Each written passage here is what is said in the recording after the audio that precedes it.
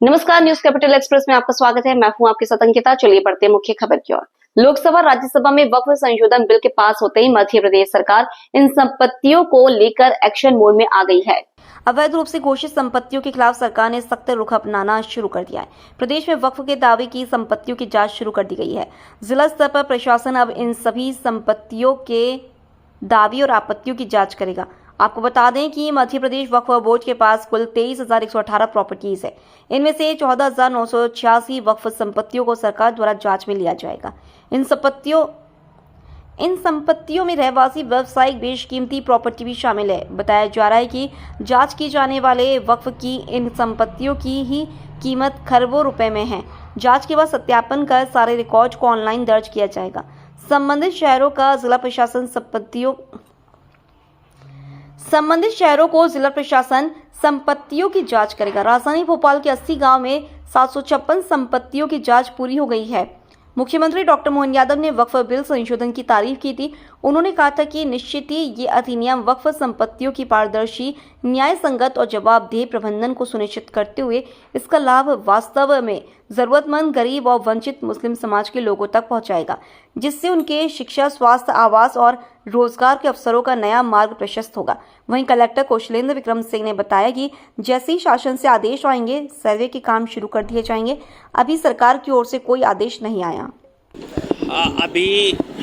अभी भोपाल जिले में 30 जून तक नलकूप खनन पर प्रतिबंध लगा दिया गया है। बिना एप्रोप्रिएट अथॉरिटी के, बिना रीजन के परमिशन लिए बिना कोई भी खनन नहीं कर पाएगा, क्योंकि पेयजल गर्मियों में जो भूजल का स्तर है वो घट जाता है, तो उस पर नियंत्रण के लिए ऐसी व्यवस्था की है। तो इसके लिए सर आदेश जारी कर दिए गए? आदेश जारी होगा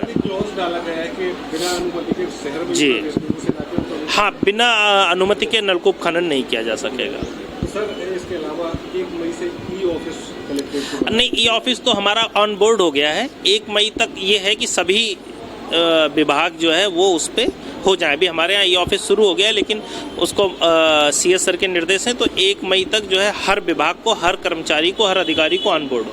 सर, वक्फ प्रॉपर्टीज को प्रॉपर्टी में कब्जा है, कैसे उसको हटाया जाए, कैसे सर्वे होगा उसका? अभी उस पर जैसे भी निर्देश आएंगे उसके अकॉर्डिंग कार्रवाई करेंगे। नहीं, अभी ऐसा कोई अलग से पत्राचार अभी नहीं हुआ है। जो पहले एक वेरिफिकेशन कराया था वो हम लोगों के यहाँ प्रोसेस में। सर, जो झुग्गियाँ किराए पे दे देते हैं, झुग्गी बना के आप लोग बसाते हैं, उसको किराए पे दे देते हैं, उसके लिए नहीं, ऐसा कोई किराए पे नहीं दे सकता। कोई भी मामला संज्ञान में आएगा तो नगर निगम के माध्यम से सख्त कार्रवाई की जाएगी। अवैध रिफिलिंग को लेकर सर क्या कार्रवाई की? वो आपने देखा, कल TL में हमने निर्देश दिए हैं कि कहीं पे भी फायर की, अगर चाहे अवैध रिफिलिंग हो या फायर NOC चेकिंग करना हो, हॉस्पिटल में फायर सुरक्षा हो, वो सभी निर्देश हमने दिए। फायर की बात की, पर्याप्त संसाधन होने के बावजूद भी कई जगह ये होता है, समय बहुत ज़्यादा लग जाता है, कई बार ऑपरेटर नहीं होते, मशीन नहीं होती है, तो इस वजह से वैसे फायर ब्रिगेड तो पहुंच रही है समय पे, लेकिन अगर फिर भी कहीं ऐसा इशू है तो उसको हम रिव्यू कर लेंगे। गौ माता को समर्पित रही कैबिनेट। 3 फैसले हुए। प्रति गाय 20 रुपए से बढ़ाकर राशि 40 रुपए की गई। गौ विहार PPP मोड पर बनाए जाएंगे। गौ विहार स्वावलंबी बनाए जाएंगे। जल्द काम शुरू होगा। गौ विहार PPP मोड पर बनाए जाएंगे। गौ विहार स्वावलंबी बनाए जाएंगे। जल्द काम शुरू होगा। इस साल 7-8 गौ विहार बनाए जाएंगे। कम से कम 5,000 की क्षमता रहेगी। पशुपालन योजना के तहत 25 गाय या भैंस पर इकाई बनाएगी सरकार। इस पर अनुदान देगी सरकार। एक किसान ऐसी 8 इकाई संचालित कर सकेगा। मुख्यमंत्री पशुपालन योजना डॉक्टर अंबेडकर नाम पर की गई। गोवंश को सड़क से हटाने का अभियान। 60,000 हेक्टेयर में सिंचाई के लिए नई योजना को मंजूरी। मंदसौर को मिलेगा लाभ। सरकारी स्कूलों में शिक्षा की गुणवत्ता सुधार के अभियान। मध्य प्रदेश सरकार ने किया है MOU। Medical college PPP mode पर 1 रुपए में 25 एकड़ जमीन देगी सरकार कॉलेज खोलने के लिए। जिला अस्पताल PPP मोड पर नहीं देंगे। जिला अस्पताल सिर्फ मेडिकल कॉलेज से एफिलिएटेड होगा। माता को समर्पित रही है। पशुपालन विभाग के 3 बहुत ही महत्वपूर्ण प्रस्ताव हुए हैं। उसमें पशुपालन मंत्री जी को मैंने कहा कि आप भी रहेगा तो अच्छा रहेगा। आज मुख्यमंत्री डॉक्टर मोहन यादव जी के अध्यक्षता में कैबिनेट की बैठक संपन्न हुई है, जिसमें महत्वपूर्ण फैसले हुए हैं। मुख्यमंत्री जी ने इस बात की जानकारी दी है कि 11 अप्रैल को माननीय प्रधानमंत्री जी का दौरा अशोकनगर की ईसागढ़ तहसील के आनंदपुर धाम में होने जा रहा है। प्रधानमंत्री जी मध्य प्रदेश में लगातार उनका आगमन मध्य प्रदेश के लिए हमेशा लाभदायक रहा है और लगातार मध्य प्रदेश के विकास से संबंधित जो भी कार्यक्रम है उसको गति मिलती है। इसलिए 11 अप्रैल को उनका आगमन बड़ा महत्वपूर्ण है। 13 को केंद्रीय गृह मंत्री आदरणीय अमित शाह जी भोपाल पधार रहे हैं, जहां पर एनडीडीबी तथा दुग्ध महासंघ के मध्य में एमओयू निष्पादित किया जाएगा। जैसा कि हम जानते हैं कि सहकारी क्षेत्र में एनडीडीबी का खासतौर से दुग्ध उत्पादन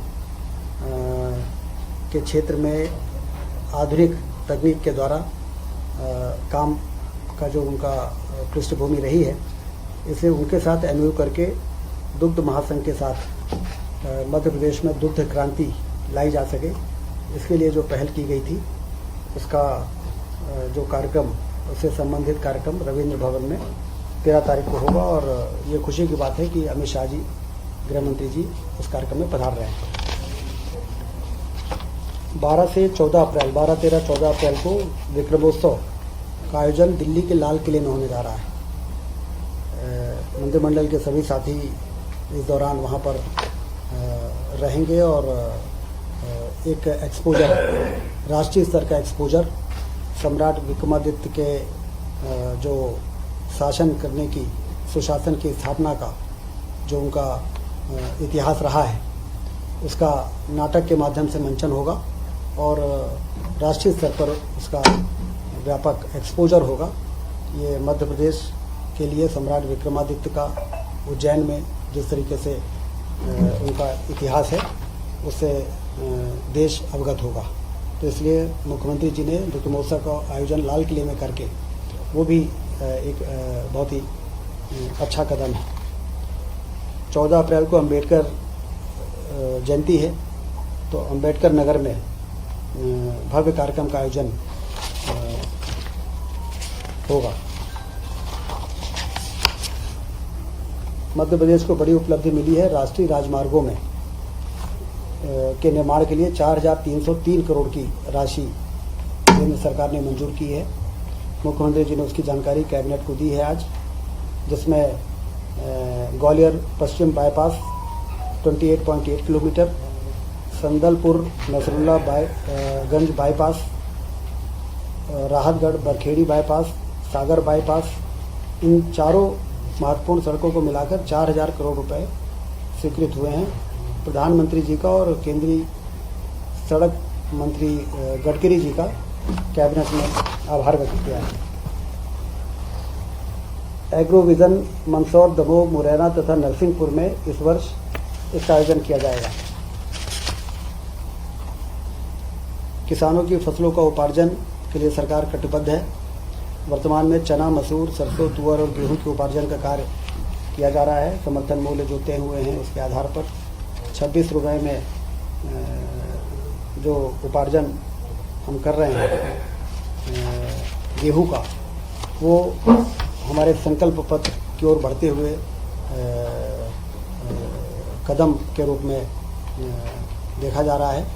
2700 रुपये 5 वर्षों में गेहूं का उपार्जन हम करेंगे, ये तय किया था प्रति क्विंटल, और अभी 1.25 साल हुए हैं और 2600 में गेहूं का उपार्जन इस वर्ष हो रहा है।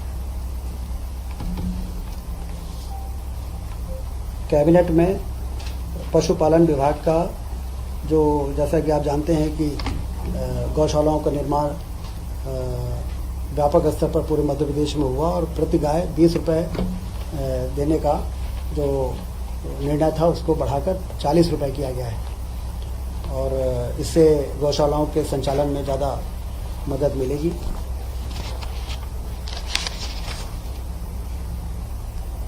वृहद गौशालाएं बने 5,000 मिनिमम गायों की, जिसको गौवंश वन विहार कहते हैं, गौअभ्यारण्य भी कहते हैं। इसके लिए पीपीपी मोड में निवेशकर्ताओं को आमंत्रित करने के लिए पॉलिसी का आज मंत्रिपरिषद ने अनुमोदन किया है। ये गौवंश से संबंधित बातें हमारे लखन पटेल जी भी आपको बताएंगे हमारे ब्रीफिंग के पूरी के बाद में। और तीसरा, मुख्यमंत्री पशुपालन विकास योजना, जिसका कि एक मुख्यमंत्री जी ने आज डॉक्टर अंबेडकर पशुपालन विकास योजना की निरंतरता के संबंध में जो प्रस्ताव आया था उसको मंजूरी दी है। और मुख्यमंत्री जी का कहना था कि 14 अप्रैल को इसको हम लॉन्च करेंगे और डॉक्टर अम्बेडकर जी के नाम पर, जो मुख्यमंत्री पशुपालन विकास योजना के नाम पर था, उसको डॉक्टर अम्बेडकर पशुपालन विकास योजना के नाम पर ये योजना आगे बढ़ेगी। पार्वती कालीसिंध चंबल लिंक परियोजना अंतर्गत मल्हारगढ़ दाब युक्त सूक्ष्म सिंचाई परियोजना की प्रशासकीय स्वीकृति कैबिनेट ने दी है। ये बड़ी योजना है। 60,000 हेक्टेयर में सिंचाई होगी और 2,932 करोड़ रुपए की मंजूरी कैबिनेट ने दी है। ये उसी नदी जोड़ो योजना के कारण ये सिंचाई बढ़ेगी, जो प्रधानमंत्री जी ने जयपुर में नदी जोड़ो योजना का भूमि पूजन किया था। इसके लिए जो सूचकांक बढ़ाने की आवश्यकता थी, वो सूचकांक का बंधन समाप्त करके और इस योजना को मंजूरी आज प्राथमिकता के आधार पर दी गई। इसमें मंदसौर जिले के मल्हारगढ़